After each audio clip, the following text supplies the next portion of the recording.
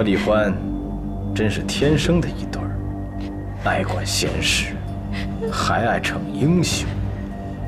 你们就是因为这种性格，害人害己呀！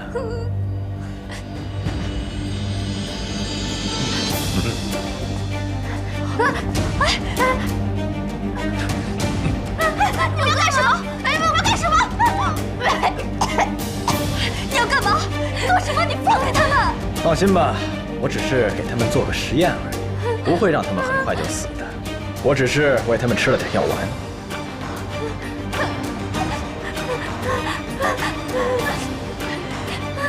看你长得高大威猛，原来是人模狗样，竟会使一些下三滥的手段。如果我发现他们有任何差池，你最好不要放过我，否则我一定撕碎你。那你呢？得看我放不放过你呀。就算李慧夺了你的爱人，你就要这样报复吗？拓跋亮，你简直丧心病狂！我再跟你说一遍，我不是那个猪头。要不是那个猪头的话，我绝对不会让你们活到今天。你到底是谁？真的不知道我是谁吗？好，我告诉你，我就是叶佩。叶佩是谁啊？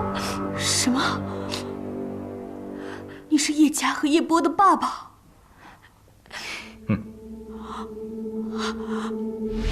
叶先生，您来了。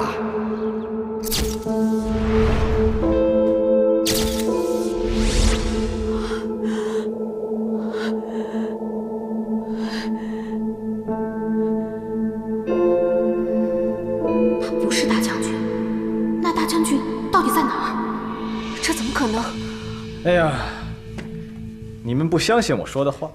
好，那我告诉你们，我的灵魂确确实实是附在了猪头亮的臭皮囊上。你也用不着那么大的反应。附身？躯壳对于我来说呢，一点都不重要。我要的是长生不老。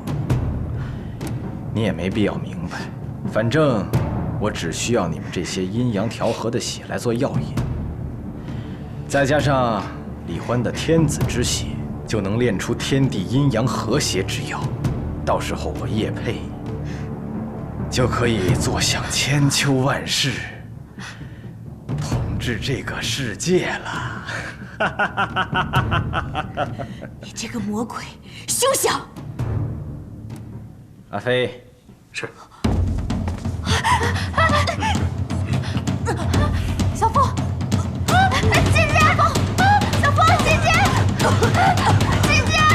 姐姐，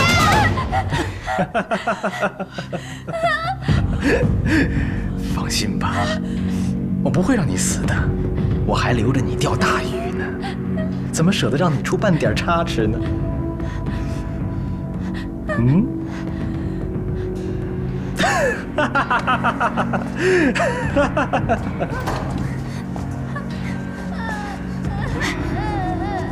元儿，没事的。我想死。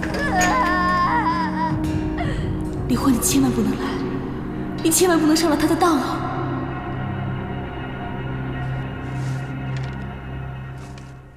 你猜的没错，拓跋亮很有可能就是叶佩。今天听了浮生的一席话，我就更加确定了，他们虽不是同一个人，但他们追求的目标和做事的方式都如出一辙。我之前没有怀疑，就是没有想通这到底是怎么一回事。虽然历代君王将相、江湖道士都想尽办法制作长生不老之药，炼丹求药、练功做法都没有显著成效，但这只是表面现象。肉身不在，并不代表元神不在。简单的说，就是魂魄消失，灵魂永驻。刚听到这个资料的时候，我也觉得很震撼。幸好我妈有几个学生，最近在做这方面的研究，给了我很多资料。经过我的调查和筛选，我发现，原来秦始皇才是第一个想要制作长生不老药的皇帝。虽然后来他还没有长生就已经去世，但传说他已经找到了寄托灵魂的方法。秦始皇。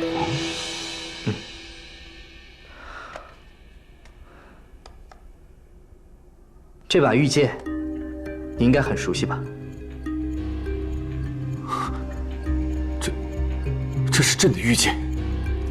据史料记载，你的佩剑本来就是旷世奇物，加上穿越千年，吸收了古今之灵气、天地之精华，相信它已经有了别的功效。我就是用它击破出了叶佩的元神。如果是这样的话，那一切就说得通了。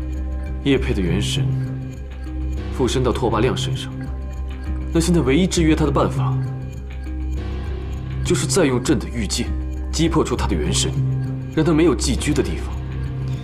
除了这个方法，我也想不到别的办法。现在的当务之急就是要找到朕的玉剑。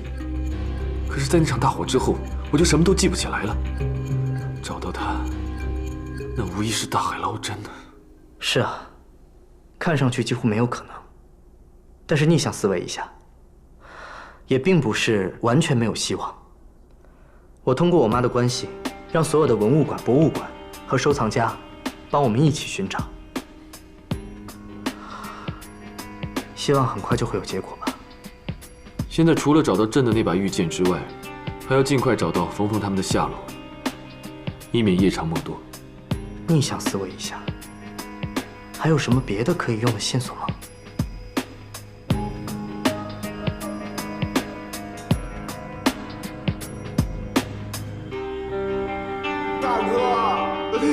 大哥，叶波，慢点。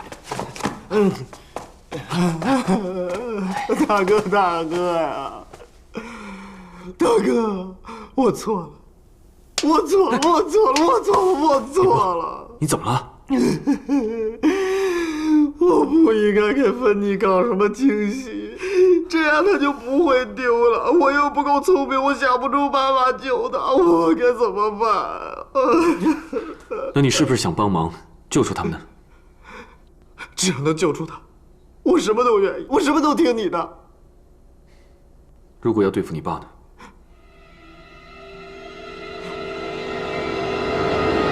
对付我爸？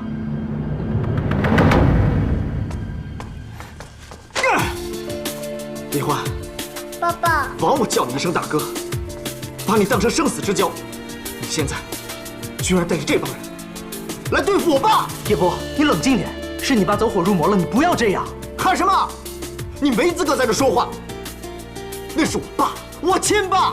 叶波，我也不想，可你爸现在对冯冯、芬妮他们已经下手，我想你应该清楚，要分清是非黑白吧。李焕，你也是有儿子的人，你就不怕他将来这么对付你？我不会像你爸一样，为了一己私欲而丧尽天良。若他不罢手，后果将很严重。你应该带着我们抓了他才对。是，我是应该清楚。本宝宝不玩了。叶波，叶波，你要去哪儿啊？你看看你这副嘴脸，给人当狗当惯了是吧？本宝宝不玩了。叶波，让他走。我的家里容不下这种不分是非黑白的人。走出了这个门，就不要再回来，从此与我们没有任何关系。李焕，别以为本宝宝会后悔，我就不明白了。一个人想要长生不老，他有什么错？你们早就瞧好了，你们就等着我回去享受荣华富贵，羡慕嫉妒恨吧。叶波，你。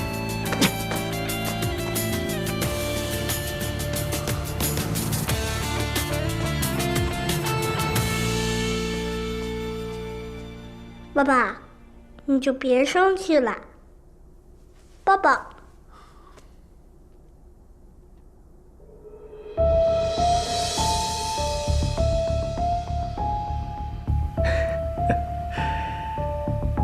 哎呀，这一点就像我儿子了。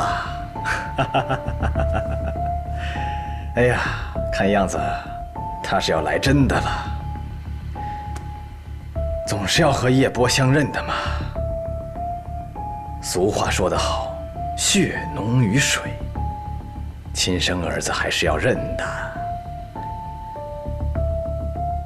唉。